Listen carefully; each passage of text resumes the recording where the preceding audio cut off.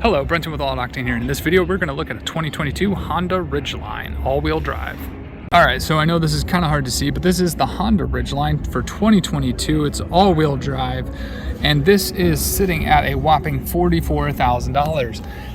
I've known this truck has been a little slightly overpriced, maybe. A lot of people have said this is kind of a lot of money for not quite a lot of truck, but I think the problem is that the Maverick has now completely outdone this for way cheaper. There is a Maverick at this auto show, but they don't have it open, so I'm not able to review it. So I am going to review this Ridgeline because the older Ridgelines were a little different than this. This is beefed up a little bit. It's become a little bit more of a truck rather than just like a mediocre SUV with a bed, maybe, let's say. I know this back in the day kind of almost harkened like an Avalanche too. One of the biggest features was the swing gate, and I don't know if it still does that. Actually, it does look like it still does that. But let's go ahead and take a look at this thing and see what we have here.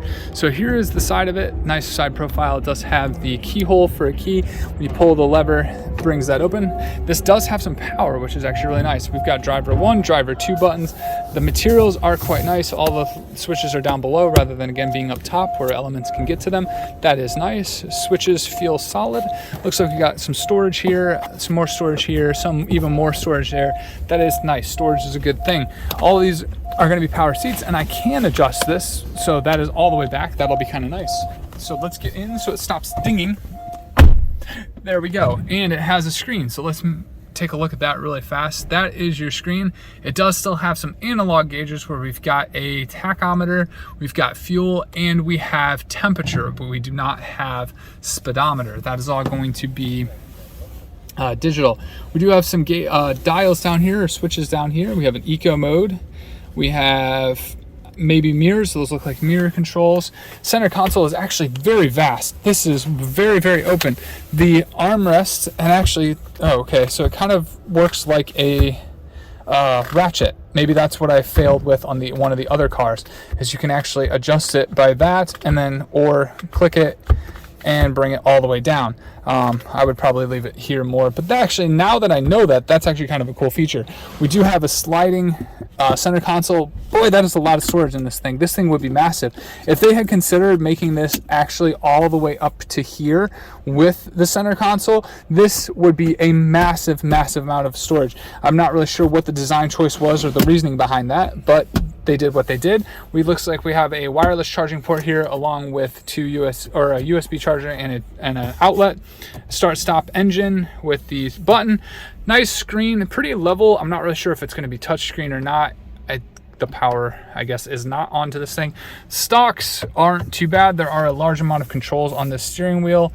We got some resume main that looks like it is going to be cruise control.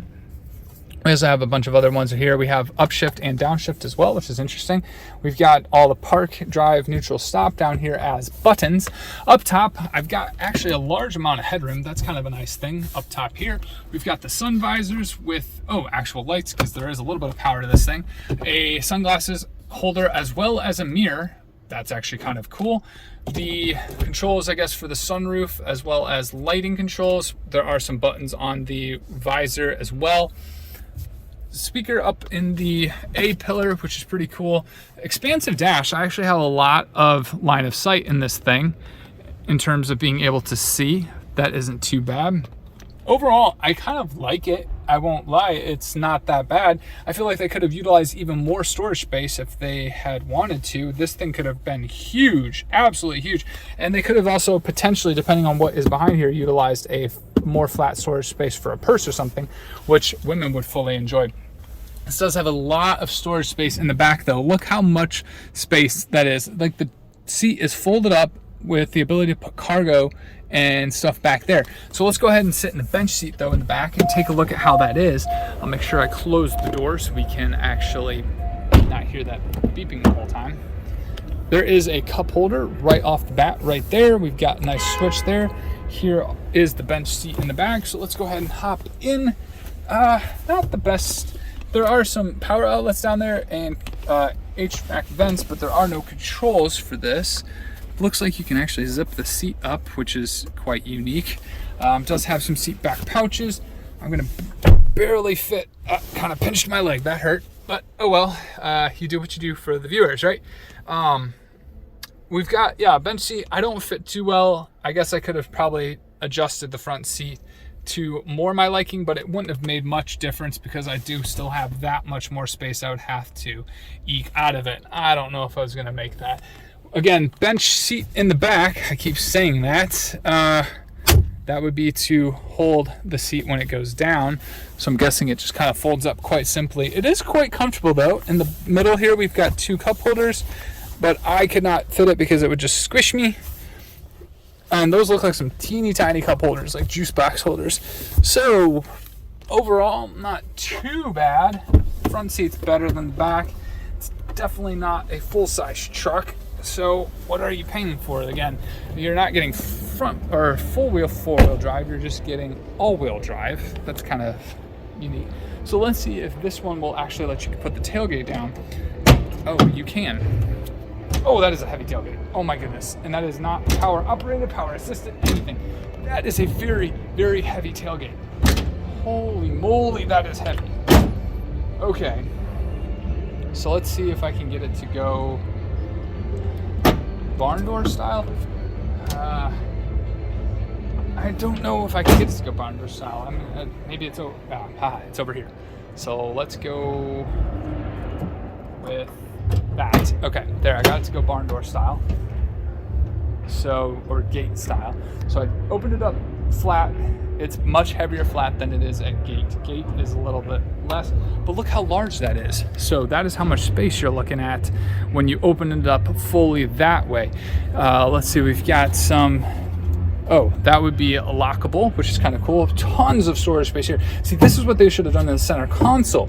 Have tons of storage space because, I mean, why not, right? We've got a nice, 115 volt outlet. I guess that's kind of common. We've got a lot of tie down straps, lights in the bed. That is pretty sweet. So the bed is actually very versatile. I do like the fact that you can open it without having to have power, because man, that was frustrating on the Toyotas. The Tundras do not do that. It does have a power window, not a manual window. Not that would be too big of a thing. I don't think there is any gap in between there, so that is the full bed. Although I could be wrong. Maybe you can take that out. I actually have no idea if you can take that out or not. But again, closing gate, kind of cool. And then again, it does fold down that other way, which is very, very heavy. So $43,000 for a Honda Ridgeline. It's got a lot of versatility to it. It has a ton of cool features and a lot of space in terms of being able to have room to move. But if you're wanting to move things, you normally want places to put things. And normally you would think cubbies and stuff like that. This doesn't have a lot of that. And again, it's all-wheel drive, not four-wheel drive. I don't know. This is kind of a tough vehicle to buy, which is probably why they don't sell a lot of them. It is priced, I think, way too high. If this was a $35,000 truck, this would sell all day. Maybe even a $30,000 truck, this would sell all day. But at $43,000, it is a tough price point to put it at. But those are just my opinions. Those are just my views. This has been my review. This has been Brenton with All Out Octane. And until the next one, have a good one.